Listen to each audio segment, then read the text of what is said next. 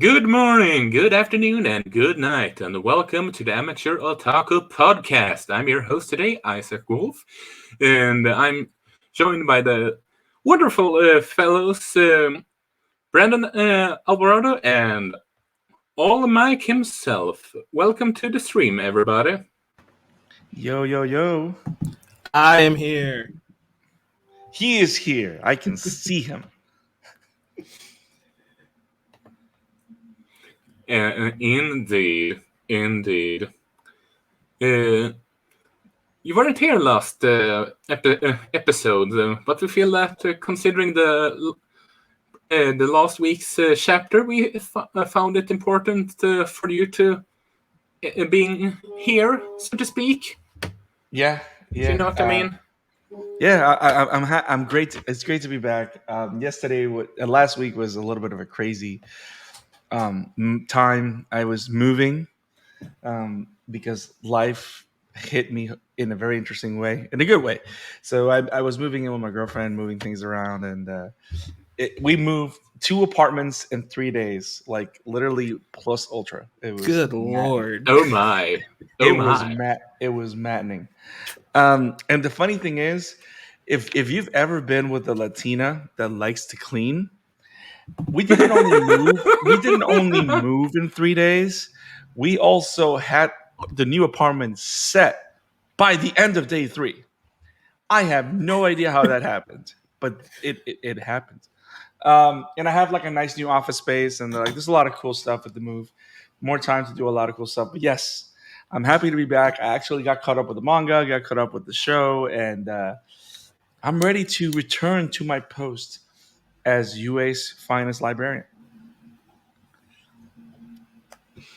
Sick. We missed you, buddy, especially after last week. Yeah. Nice. I couldn't. I didn't have someone to torment during our discussion, but that's besides the point. Oh, I appreciate you being your body bag. That's fine. Anyway, let's start with this week's anime episode, which is episode 96, match 3, conclusion. Mike, I'll let you start with your thoughts about this episode. Then we can go over to Brandon. Yeah, so first of all, they were really lazy titling this episode and the last one. Yes. Yeah. It was match 3. Match 3, conclusion. Conclusion. That was laziness on their part, but they weren't focusing on the title. They were focusing on that animation and those epic moments. This is probably the best episode of the entire season so far. Again, I said in last week's episode, they did a lot of cool setup, and that payoff came here. Seeing Ingenium, seeing Ida, right? Recipro Turbo is insane. And it's so good to see him get a power up. Same with Todoroki. They hit you in the fields again with those flashbacks with him and Endeavor. And I don't know if you guys noticed, Brandon, you might have, when Todoroki pretty much does his version of Prominence Burn, Endeavor's theme started playing. And that was so good. Nice. I actually did not notice that. That is so amazing. Yeah. Can't believe I missed that. Same theme kicked in. And so I'm just going to call that the Todoroki theme from now on. It's so awesome. I mean, it makes sense. Yeah, it's a great episode all around. It's that episode I think I've been waiting for, where it not only beautifully adapted the manga, it actually elevated it and made it 1,000 times better. Yeah. 100%. Brandon, what about you? So, is it okay if I give a little bit of last week and this week's, because we're talking about? Yeah, sure. Sure. Go ahead. So I love this. I like the episode. I enjoyed it. I love how so many I'm still mesmerized by all the different weird quirks that appear in this show, but how they're so beautifully animated and how they all contribute to different battle scenarios to make every battle very interesting. So I really enjoyed that. And the animation, of course, still superb. I love how they are doubling down on the comic book onomatopoeia. like especially like whenever Todoroki did the full flame, like when he went prominence burn level heat, it literally the big word "foom" like in the screen. It was beautiful. Yeah, so good. Somewhere Adam West is proud. Um, so it's actually pretty awesome. Now, the biggest thing that I captured, especially for these two episodes, because you have all the flashbacks with Lita, all the flashbacks with Todoroki, and of course on the previous episode, like the conversations with Deku and All Might. Which, by the way, I don't. There's a lot of things that like they added a lot of scenes to the previous episode. Like there's a lot of more beef. Like you really don't spend time with Lita and his brother. You just see the power up in the manga, in my understanding, right? You get like one flashback panel, but yeah, they spent a little more time on it in the episode. Yeah, and they developed that and fleshed it out. And Mhm. and the theme that I saw in these two episodes, which it's interesting, it's kind of becoming a theme in the manga too, to a degree. Well, not necessarily the manga, but a theme that I think we don't see enough in My Hero is that when you have characters like Todoroki and you have characters like Lita and also Deku in a way, is the idea of generations of heroes, the Yeah. ideas of families of heroes, the idea of the legacy of heroes, and the idea of the passing of the baton and how the new kids on the block improve on what's gone before. And I like that. Like that's a new take, a new idea that I think we really haven't touched upon since season 2, when we had the whole thing with Stain and the whole thing with the sports festival where we actually started seeing the beef between Endeavor and Todoroki. You know what I mean? Like we rarely see that because everything has been very Deku centric, which of course, hello, it's a show. But I like how with the different characters that they present, they're touching on these different aspects of what a hero story can cover. And I like how these two episodes, because of the additional scenes and the expansion on those relationships, you get that conversation was actually pretty cool. That was my biggest happy take on it. Yeah, definitely. I agree there. Yeah, for me, it's the strongest movement within this episode, honestly. It's the fact that it ended on a draw because they realized that at times it's more important to save someone than beating the crap out of the villain. Yes. And Yeah. which the whole thing about them making it so that they getting a draw, so to speak, symbolized, if that makes sense. Yeah. You would think that because if you're an anime only fan, you would think, okay, they are just going to take them out so easy because we have Mr. Burn Ice here, and because of how strong he is. But no, they make it so that that it feels fair and not BS in a way that okay, there's a good there's they made it feel reasonable of why it became a draw instead of them suddenly losing, or you get what I mean? Yeah, definitely. And I think, like you said, Ida prioritized saving, right, Shoto, as opposed to, like, he could have grabbed those two guys and they could have won the match, but he made sure he took care of Todoroki. And I really love that touch of flashing back to his encounter with Stain. And he actually adopting some of Stain's ideals, right? We know how angry he was at Stain for what he did to his brother. But Stain called him out and said, hey, you're not going to even save the guy next to you who's out there bleeding to death. And Ida didn't just shrug that off as Stain is just being a villain. I don't have to listen to him. He actually took that to heart.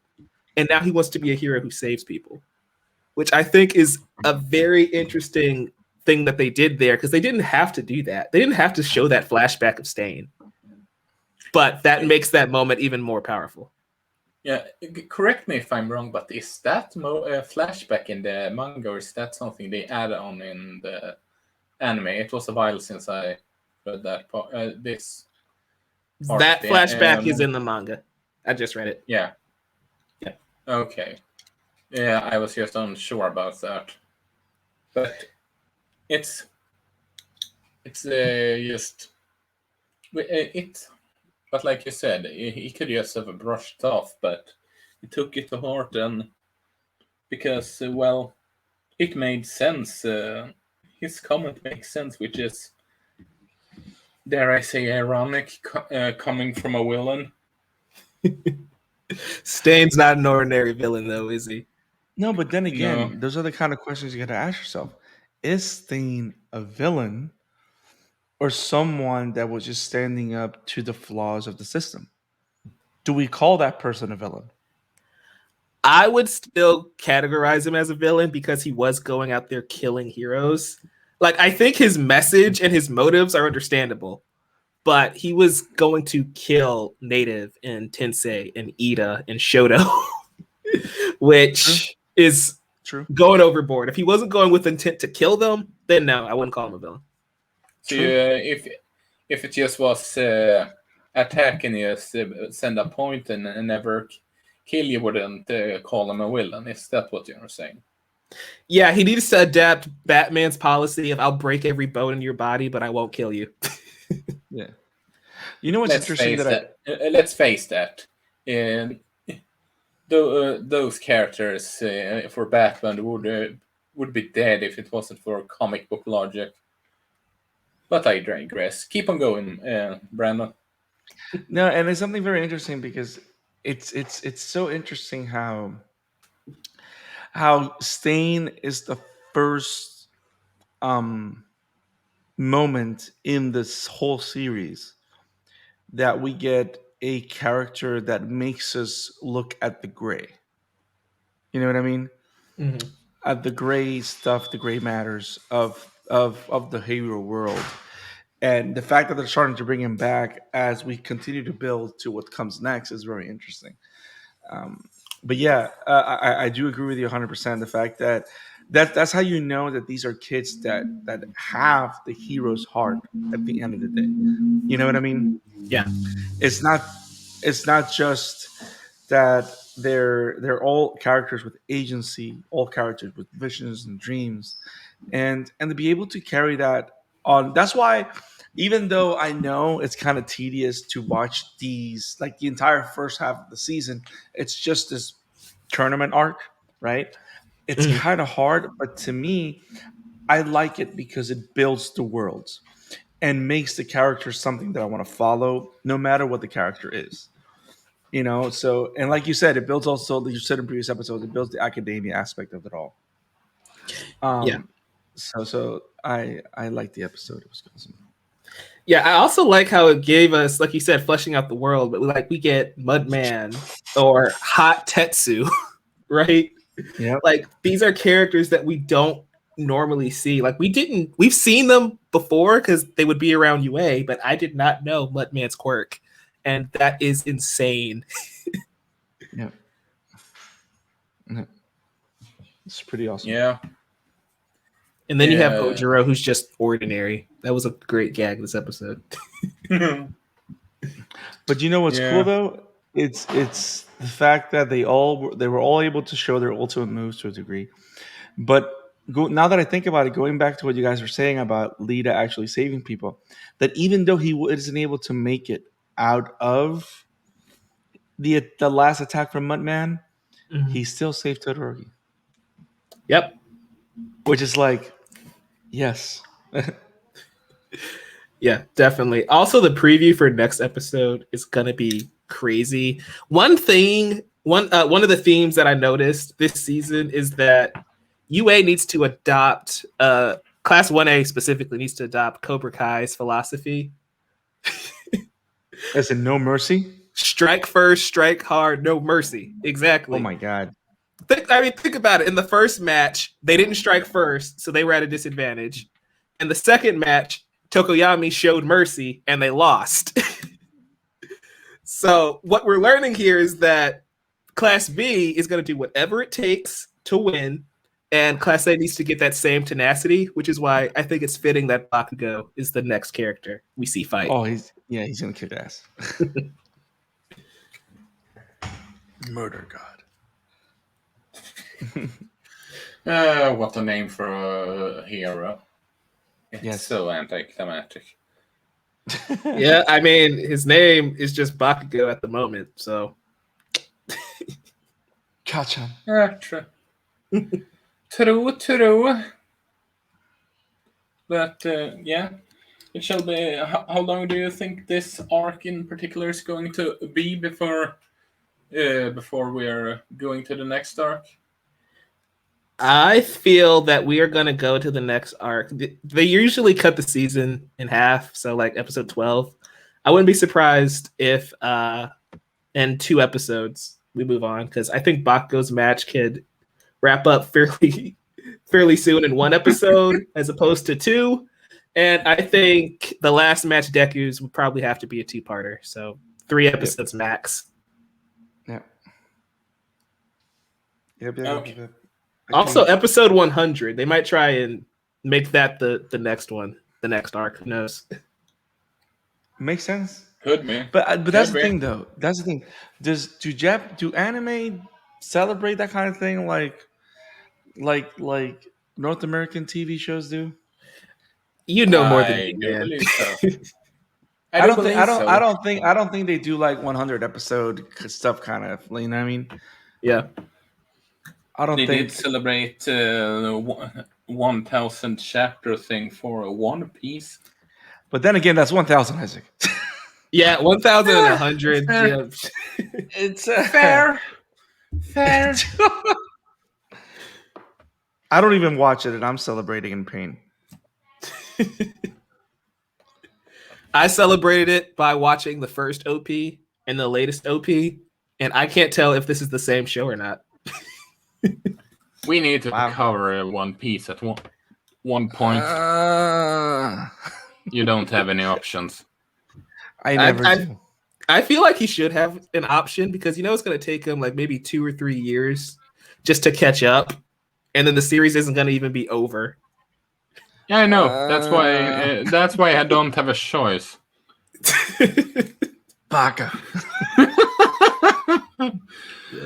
Yeah. Nani? Insert weird anime reference here. Yes. But with that said, do you think we're up for some manga discussion? Oh yeah. I'm game.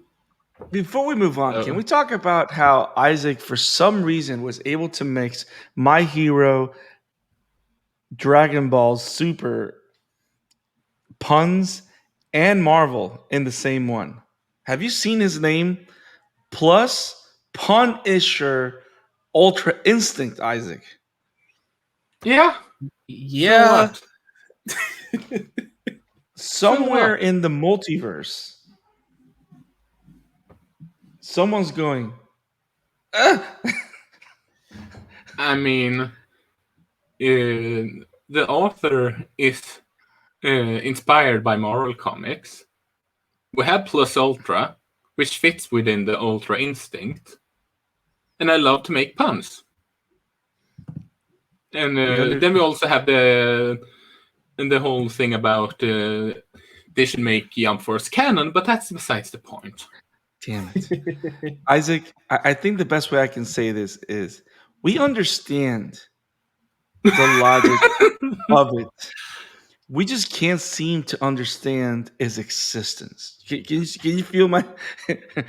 Can you feel me? Yeah, I don't understand what's happening. I'm just here for the ride, guys. It's one. You should know me by now. Yes.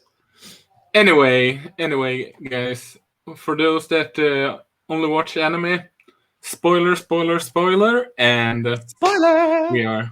we are going to do a manga discussion in 3, 2, 1. So, Brandon, considering you weren't here last week, what's your thought of last week's chapter, and what's your thought of this week's chapter before we take Mike mention his thought about this week? I like last week's. Just because we get a good idea of what it means, what working with Deku working with the top three looks like, and the idea that he's still putting himself out as bait, to draw in All for One. Mm-hmm. It's very interesting, and the fact that they're like, oh my god, Mike, what are you? Oh my god. Well done, I guess. I don't disagree with you, I guess. Wow. How long have you been waiting to do this? Since the spoiler tag went up. Oh my god. So, oh my god. I cannot unsee this, even though it's right in front of me. So, oh my god. So, I like seeing them doing their own thing, saving people. I like the fact that we're seeing them take the brunt of the disapproval of society, of them still being heroes. Yeah. I like the idea of us seeing the unrest of not knowing from the public. Um, and it shows like how hero society kind of acted like a government type figure to a degree, and how literally society feels betrayed by heroes in multiple levels. And I like that we're able to see the multiple levels where that's happened. um but also, I think that what I like the most about everything is that you can kind of see that the top three respect Deku as a hero. And I like that you're able to see that, especially how they allowed him to operate in the way that he's doing, even though like All Might's there, um, but he's literally going solo, and they're allowing him to do this because they not only trust his skills, but they only understand that that's the only way to do it. You know what I mean? So I kind of like the idea of him being his own hero, and the fact that he has them to back him up, because that's really what's happening. They're backing him up in this process, which I think is actually pretty cool. And of course, we get the introduction of um, Lady Nagant, which apparently is All Mike's wife. And what an interesting character. So she's able to make bullets out of her hair, and they're like the strongest bullets, and they're hollow shells. So whenever they break apart, they can damage in multiple areas. The fact that she was a hero turned villain, and the fact that she became a villain, similar to Stain, like she just got fed up with hero society and all that. Um, I don't know. It's exciting. Everything that's happening is exciting. Um, I do want to ask a question though. So All for One is not with Lady Naga. They kind of mixed her being there, and they kind of mixed it into a flashback, and then they went back to the present, right? Yeah. So it's just her and Overhaul. Which is, by the way, what is Overhaul doing there? Which is crazy. Yeah. And what? Good. No, this is just what Isaac and I were talking about last week. It's like, what purpose does he serve? Because he's quirkless without his arms, right? Unless I'm misremembering. Maybe there's something else that's going on here that we're not seeing. Yeah. Or maybe he's not quirkless. We talked about it last week, and we discussed about he could be the enemy of my enemy is my friend, but anyway, did they have something more to say, or can we get the word to Michael, Brandon? No, that's all. I mean, the whole thing with Overhaul was actually very interesting. And the last thing I want to say is, how we're kind of like moving up in terms of villains. Like now, multi-quirked individuals is now a thing. Not Yeah. only because we saw the whole thing with Shigaraki, but the fact that freaking All for One gave Lady Nagant an additional quirk, and the fact that she was able to use it. So now villains are powering up in different ways. So it's not just enhancing their own quirks. Now they're also going to have multiple quirks. Like it's a thing now, which is actually very interesting and a very interesting development in the story. Yeah. I guess the question is, why is she here? Because like last week, Isaac and I were speculating, was she actually working with All for One? This week, I guess they kind of confirmed that she is. Why did he need her specifically to go after Deku? Like we see Snipe talking about how great a shot she is. And it's something that even Danger Sense isn't helping Deku in the situation. So I'm just wondering, why did All for One send Lady Nagant after No, Midoriya? and not only that, it's not just that. It wasn't just Snipe. Hawks also warns him about her. Right. And the idea that, which I remember, Danger Sense is the only reason he's alive. Isn't Danger Sense the fourth user's quirk? Yeah. Like Danger Sense is the only reason he's alive. Like he says it, like if it wasn't because the fourth, he wouldn't be able to have survived the last couple of shots because he was able to sense the shots coming to him. So yeah, but I think it has to do with the fact that because of her ability, she's able to incapacitate someone easily without killing them. Which is what Hawks was saying, why he believed that she would be the ideal person that All for One would get, because if she's able to shoot Deku on his limbs, he can't incapacitate him and keep him alive and take him to All for One. Yeah, which again brings up the question of why Overhaul's with her, because you think he would just slow her down, honestly, especially since it doesn't seem like he's all there. It seems like he's kind of spaced out. Right. But this chapter was really good. It goes in conjunction with the previous one. Kind of like the anime episode. They're best read or watched as a set. This chapter isn't the strongest on its own, but I still really enjoyed it. It's just picking up from last week. I guess my thing is introducing this specific character, right? A hero turned villain. Is something we have not seen like at all before, right?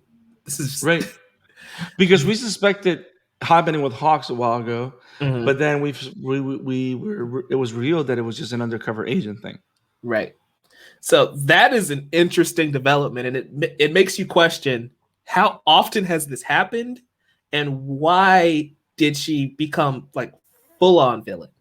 Also, and she who was did the it hero by that killing a hero, right? Exactly. Who's the hero that she killed? Yeah.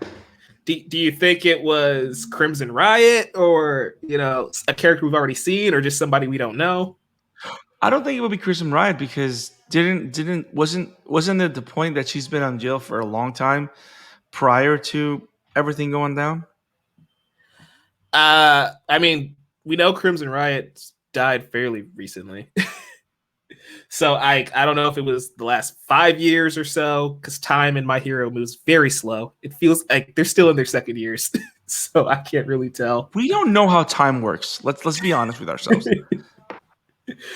Yeah, like can you believe that it's been maybe at most 3 years since All Might gave Deku that hair? Yeah. Time is strange in the My Hero universe, but. Yes. Isaac, what are your thoughts on this one? You've been kind of silent so far in the manga discussion. He's probably looking at the new poster he bought of Lady Nagant. He has it on his wall. No, I was just thinking with all the whole she being a hero turned villain. Is there a shot that they use her as specific, considering she being All Might's wife and all, that she sees something in Deku that makes her sort of like she doesn't she still gets into the prison and all, but she quote unquote redeem herself. because before, Deku is kind of is sort of like a Son Goku figure in this series. I think okay. He's sort of like he has kind of changed others' perspective of heroism and stuff like that. And could that affect her? Could that maybe affect Overhaul to some extent when they meet again? So you want Deku to like talk no jutsu her back to the light? I'm just thinking about that. If that could be a possible scenario, and yeah, like if anybody can redeem Lady Nagant, is Deku. Yeah, because if you really think about it,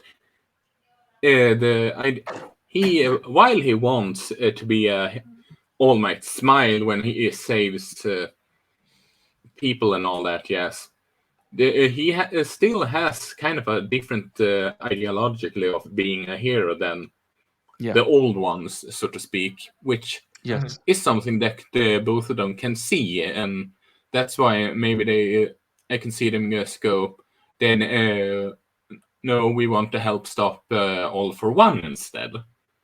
Yeah, this is just me speculating, but it's just I thought about it before recording, and he kind of has this Son Goku isma on him that he's changed people's thoughts and idea of heroism, like Son Goku have turned some villains into friends and heroes.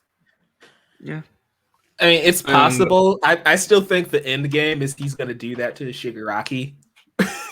But I wouldn't put it past. We don't know enough about her, I guess, is my thing. Like, I feel like we need one more full chapter of her interacting with Deku or Overhaul and All for One before I can get a sense of that. Like, I don't know why she is who she is, right? Yeah, but you see what I mean. Oh yeah, definitely. 100%. It just feels like that kind of character being introduced now and all. Yeah. Also, Brandon, I think Mike can agree with me that we need to ask you this question, because a big question came up, and we thought, maybe are they going to reveal that this week, next week, or are they going to wait for a couple of chapters? And that is, do you think All Might is dead? I wouldn't be surprised if he is, but I don't think he is for two reasons. That big of a character, you don't kill off screen. You can hurt him, and maybe he dies due to these wounds, but you don't kill All Might off screen. Similar to Night Eye, you didn't kill him off screen. Gran Torino, you didn't kill him off screen. If we're to assume that Gran Torino is dead, which I think that's what the manga leads you to believe, Midnight did not die off screen. You know what I mean? I mean, it was very, very, very simple how they showed that she died, but they kind of showed like her final hurrah. You know what I mean? Mm-hmm. Like those characters like that do not die off screen, and especially All Might, which is like, I mean, he does take the worst teacher award, but he is one of the driving forces of this series. So you can't kill him off screen. Is he wounded? I think so. But I wouldn't be surprised if there's something in him that can keep him going for a little bit longer. But the fact that All Might could be in critical condition because of this, I wouldn't be surprised if it becomes a thing to create tension. You know what I mean? Mm-hmm. But then again, if you have All Might driving this convertible, this has to be like a reinforced car. You know what I mean? Like she wasn't out to kill all the other heroes just to keep him out of their way. You know what I mean? So I don't think he's dead. Now, what's the most interesting thing to me that I'm surprised none of you guys mentioned is this hero / villain related, to Shigaraki's family? Because she looks a lot like his grandmother. Like a lot. I mean, that's a very good question. I would think. Yeah, like, just like when we saw the old vestige of the guy that looks just like Bakugo. Yeah. It's like that tweet I posted on Twitter where I swapped the character's hair because they have the same face. It could be something like that where Deku and Uraraka have the exact same face. Yes. Oh my And Are you talking? he's just lazy when it comes to character design sometimes. It could be. It could be. It could be just a coincidence. But she looks a lot like All Might's master. Like a lot. I don't know her name. Who Which also just looks makes like it- Deku's mom. Which makes it even funnier with the whole Dragon Ball comparison, and considering how lazy Akira Toriyama is with his character design. Yeah, just like think about it. The second user, Bakugo, and Muscular all look like they're the same dude. Yeah. Now, can we talk about, and this is just me, and because we're talking about genealogies, and do you think that part of the twist is going to be that All For One is Deku's father? God, I hope not. I hope not. I would be surprised if it is, but I hope not. It's like suddenly out of nowhere, I love heroes, but Star Wars. I mean, Star Wars is referenced in this series quite a bit. Like the beach that Deku cleans up is Dagobah. The train station where we first meet him is Tatooine. So that's not out of the question, though. That would ruin the entire series for me. That doesn't make any sense. Yeah. And it feels like he would have mentioned that before. He'd be like, "Oh yeah, Shigaraki is Nana's grandson." It feels like his blow to All Might would be, "Your apprentice is my son." Interesting. I mean, but then see now you just kind of allowed it to make sense, Mike. That's what you just did. I mean, I do. While I wouldn't be that keen of him being Deku's father, I would like to see Deku's dad being introduced in some way, because they do indication that he is sort of like a hero, if I'm not mistaken. Yet where the fuck has he been? Can I ask a question? Is there any particular reason why this show has a thing for horrible fathers? Maybe Horikoshi had a horrible father. I mean, you know what I mean? Like, we're about to introduce Deku's dad. Yeah, where the hell have you been? like we have Endeavor with the whole drama. We have Hawk's dad, which was a piece of shit. You know what I mean? Like, there's a lot of bad dads. Shigaraki's dad. Yeah. But dude, that's nothing new in anime. Just to see superhero lore either. So yeah, heck, just in every Pokemon game besides the third generation, the only parent that you know of is the mother. Where the fuck is the father for them? In the third generation, at least the father is one of the gym leaders. You know who he is. Hashtag anime dads. I mean, also look at Vegeta and Son Goku. Although I would argue that Vegeta is a rather okay father in comparison to Goku. Actually, Vegeta's a good dad. Like, the little things that I've seen of Vegeta, he's a good dad. He's not a bad dad. And his dad was actually a good dad too. Yeah. Which makes it even ironic. Which makes the whole idea even more ironic, considering how he was when you first met him. But that's besides the point. Oh my god. So anyway. I guess my question for you guys right quick is, what does Hawks do? Like, we see that he still doesn't have his wings. What is he doing with Endeavor and Best Jeet? Is he just like doing recon? Like, what is his purpose? I think he's like an Oracle character right now. Okay. You know what I mean? Because that's kind of like the position that makes sense to him. because he is that high functioning strategy guy. You know what I Yeah. mean? But not only that, I wouldn't be surprised if when push comes to shove towards the final battle, he's going to take that cloak off and he's going to have wings. Because I don't think they're showing like the stunts, are they? There's one panel where they did. That was the only one though. Okay. Also, going back to All for One giving Lady Nagant that new quirk. She has rifle and now she has airwalk, which I assume one thing that's scary, it kind of looks like Pop Step's quirk from Vigilantes. So that's kind of scary. But number two, how many people do you think he gave a second quirk when he broke them out of prison? Yes. And how many quirks does he have? Can he auto-generate as many quirks as he? Because I think the only way he can get quirks is by stealing them, I would assume. He's not a quirk generator. He can only steal them, use them, and then give them away. That's why it's scary that she has a quirk that kind of looks like Pop Steps. But again, that's another thing about Overhaul. Like, he gave her a quirk. Did he give Overhaul a different quirk? Which is something we didn't touch on at all. But it's like, what if Overhaul has a completely different quirk? What if Overhaul has search? That'd be wild. And that's why Overhaul, that's how she find him. Yeah, possible. That makes sense. That makes sense. Especially since they can copy quirks, because like Shigaraki could still have it. And he just gave him a copy of the quirk.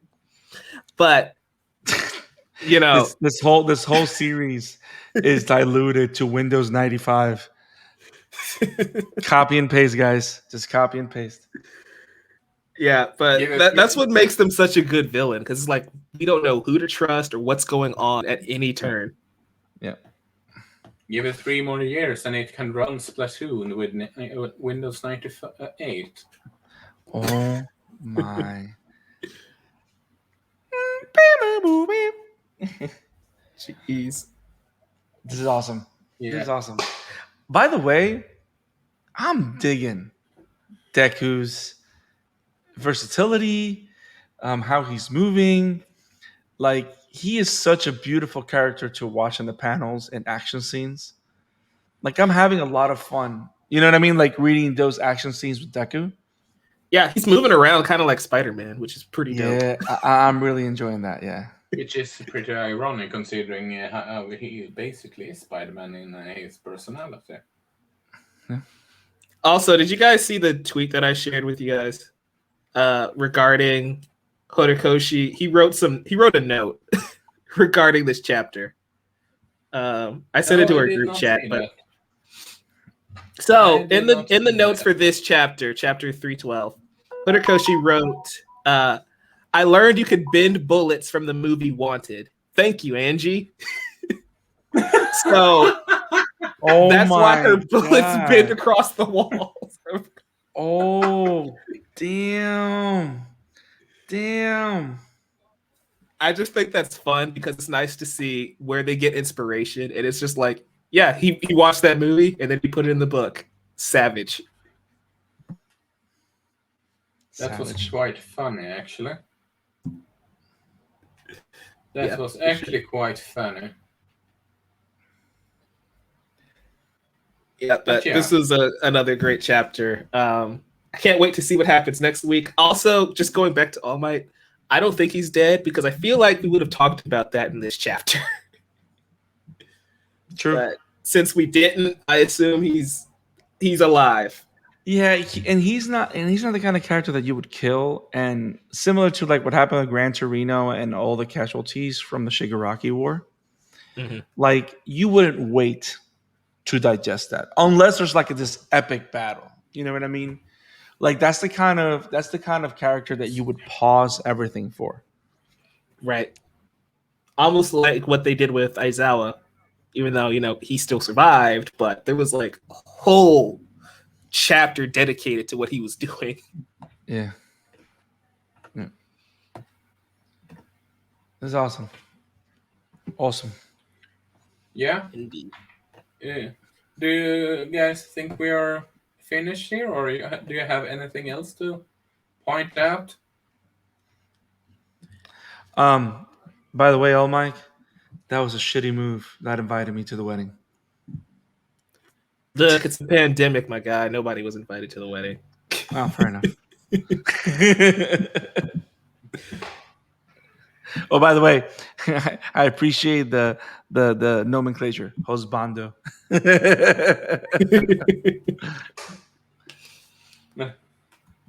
But yeah, do you guys have anything other to point out? No. Nah, man, let's do this again next week. We get to see Lord Explosion Murder God Dynamite.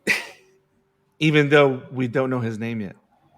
You see, in the There anime it only is. section of the show, I had to pretend like we didn't know his name. And now you're just embracing it. Yeah, now I can embrace it. You know what? I have a feeling that he's just going to be called Dynamite. And it sounds awesome. He's going to be called Dynamite, but Deku's still going to call him Kachan. See, because they're kids. No. I mean, you're not wrong. Yeah. Yeah. Yeah. But I think we're done, anyway, guys. Yeah. So, Lady Nagan's husbando, where can we find you on the interwebs? On the interwebs, you can find me at Novice Cinephile on Twitter and YouTube, and the Novice Cinephile on Instagram. You can also find me writing once in a while for whatbamentertainment.com and my podcast, Mike and Jonathan Movies, where we talk about movies. We need to talk about the second My Hero Academia movie, so we need to schedule that one day. Yes. Also talking about One Piece. Go on. Isaac, I'll throw you a bone and we can review the first 5 episodes of One Piece, but no more. How about that? Wow. You can also find me at collider.com writing features over there. Ooh, he dropped it. My man. Congrats on that, bro. Congrats. Well deserved. Thanks.